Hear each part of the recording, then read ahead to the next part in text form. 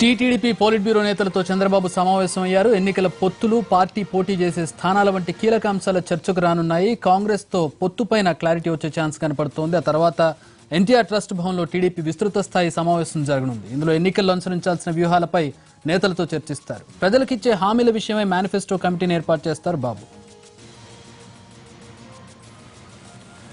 అయితే కీలక భేటీకి సంబంధించిన మరిన్ని వివరాలు మా ప్రతినిధి పిఎంఆర్ అందిస్తారు. పిఎంఆర్, ఎలాంటి చర్చ జరగబోతోంది? ఏమన్నా కీలక నిర్ణయాలు చర్చ తర్వాత వచ్చే అవకాశం కనపడుతోందా?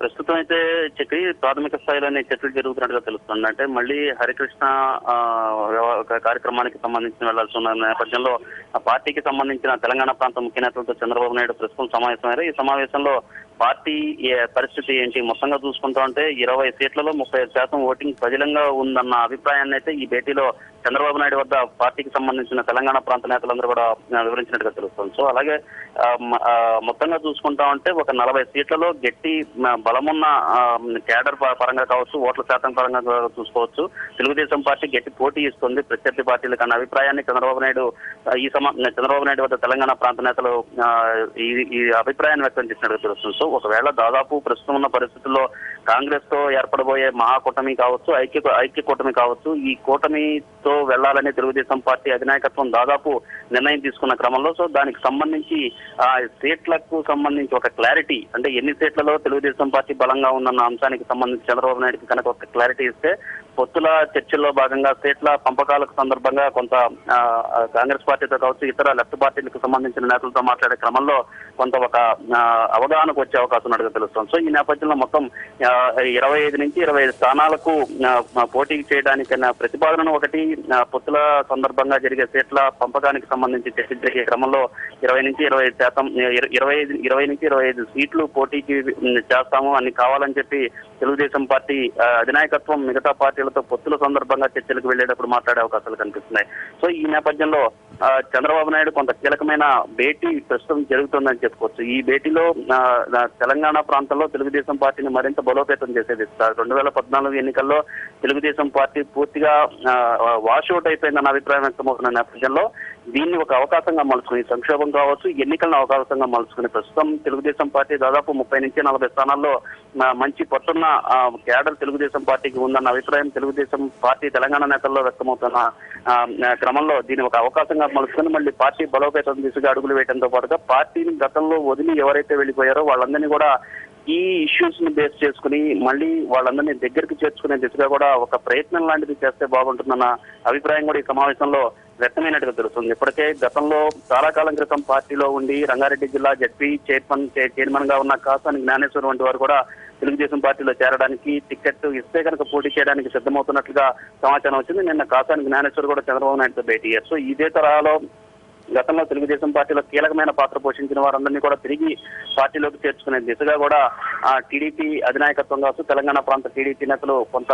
ప్రయత్నాలు చేస్తే బాగుంటుందన్న అభిప్రాయం వ్యక్తమవుతుంది. అయితే ఇది ఎంతవరకు వర్కౌట్ అవుతుందన్న అనుమానాలు అయితే లేకపోతే కానీ ఒక ప్రయత్నం అయితే ఇటువైపు నుంచి ఉంటే బాగుంటుందన్న సూచన ఈ సమావేశంలో వచ్చినట్టుగా తెలుస్తుంది. చక్రి, పిఎంఆర్, అంటే ఈ పొత్తు వ్యవహారానికి సంబంధించి కొంతమంది కీలక నేతలు వ్యతిరేకించినట్లుగా తెలుస్తోంది. మొత్తం వాళ్ళందరూ కూడా కన్విన్స్ అయినట్లయినా, లేదంటే ఇవాళ చర్చలో కూడా కన్విన్సింగ్ కి వెళ్లే అవకాశం ఏమైనా కనపడుతుంది?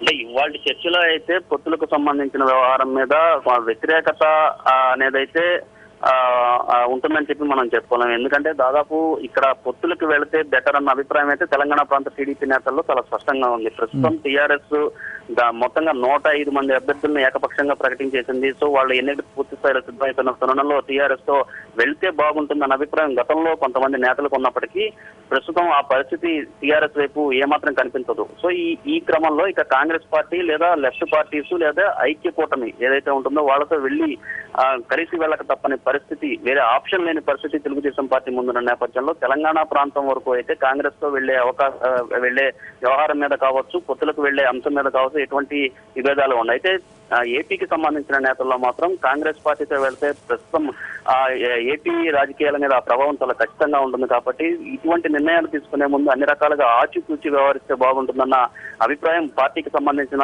ఏపీకి సంబంధించిన సీనియర్ నేతల నుంచి కూడా వ్యక్తమవుతున్న నేపథ్యంలో సో గత 2-3 రోజుల నుంచి కూడా చంద్రబాబు నాయుడు కూడా మైండ్ ప్రిపరేషన్ కసరత్తు చేస్తున్నట్టుగా కనిపిస్తుంది. అంటే కాంగ్రెస్ పార్టీకి అనుకూలంగా కాకుండా అంటే కేసీఆర్ పాలనకు వ్యతిరేకంగా పూర్తిస్థాయి ఒక కూటమి ఏర్పడుతుంది. ఆ కూటమిలో కేసీఆర్ పాలనకు వ్యతిరేకంగా టీడీపీ కూడా భాగస్వామ్యం అవుతుంది. అలాగే ఇండైరెక్ట్ గా బీజేపీకి వ్యతిరేకంగా వెళ్ళడం బీజేపీకి కూడా టీఆర్ఎస్ సన్నిహితంగా ఉంది కాబట్టి సో ఈ 2 పార్టీలకు వ్యతిరేకంగా వెళ్తోంది. సో ఓవరాల్ గా జాతీయ పర్సెప్షన్, నేషనల్ పర్సెప్షన్, మరొక వైపు ఏపీ ప్రయోజనాలను దృష్టిలో పెట్టుకుని ఈ నిర్ణయం తీసుకుంటున్నాం అన్న అభిప్రాయం అటు ఏపీలో కూడా ప్రచారం చేసుకోవడానికి వీలుంటుందన్న భావనతో ఈ రకమైన మైండ్ ప్రిపరేషన్ కసరత్తు చేస్తున్నట్టుగా తెలుస్తుంది. సో ఈ నేపథ్యంలో కీలకమైన నిర్ణయం చంద్రబాబు నాయుడు కావచ్చు, తెలంగాణ ప్రాంత టీడీపీ నేతల సమావేశంలో తీసుకునే అవకాశాలు అయితే చాలా స్పష్టంగా కనిపిస్తాయి. దీనికి సంబంధించి 1-2 రోజుల్లో క్లారిటీ వస్తుందని చెప్పి మనకు మొత్తంగా అంటే ఈ చర్చలో మొత్తంగా ఎన్ని సీట్లలో పోటీ చేసుకోవాలి, ఎన్ని సీట్లు కాంగ్రెస్ ముందు పొత్తు వ్యవహారంలో పెట్టాలనే దాని మీద క్లుప్తంగా చర్చ ఉంటుంది, అంతే కదా? ఖచ్చితంగా దానికి సంబంధించి చర్చ జరిగింది. 20 నుంచి 25 స్థానాలు పోటీకి అడుగుతున్నట్లుగా సమాచారం. Thanks for the updates, PMR.